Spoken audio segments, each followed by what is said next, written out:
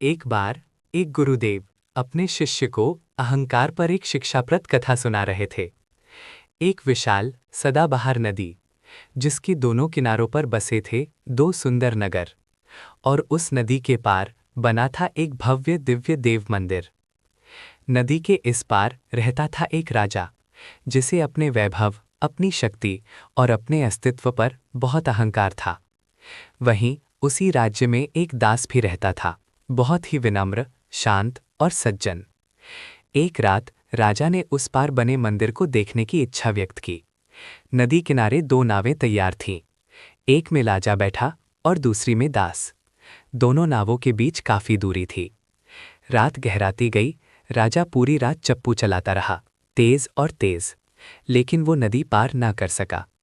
सुबह हो गई, राजा ने देखा दास तो उस पार से वापस आ रहा है और वो मंदिर की महिमा का गुणगान कर रहा है।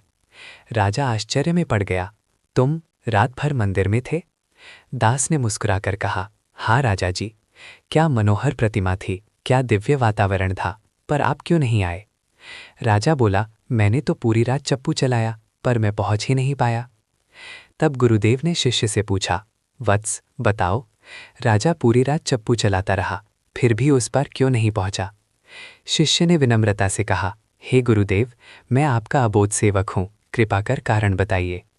गुरुदेव मुस्कुराए, वत्स, राजा ने चप्पू तो चलाया, लेकिन नाव को खूंटे से बांधने वाली रस्सी खोली ही नहीं।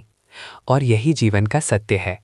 लोग पूरी जिंदगी मेहनत करते रहते हैं, भागते रहते हैं, चप्पू चलाते रहते हैं, लेकिन जब तक अहंकार के खूंटे को नहीं उखाड़ेंगे, आसक्ति की रस्सी को नहीं काटेंगे, तब तक जीवन की नाव ईश्वर के मंदिर तक नहीं पहुंचेगी। हे वत्स, जब तक जीव कहता रहेगा मैंने किया, ये मेरा है, तब तक उसका कल्याण नहीं होगा। कहो, जो कुछ भी है वो सद्गुरु का है, वो समर्थ सत्ता का है। स्वयं को पीछे रखो और ईश्वर को आगे। नारायण के दरबार में राजा बनकर नहीं, दास बनकर जाना पड़ता है।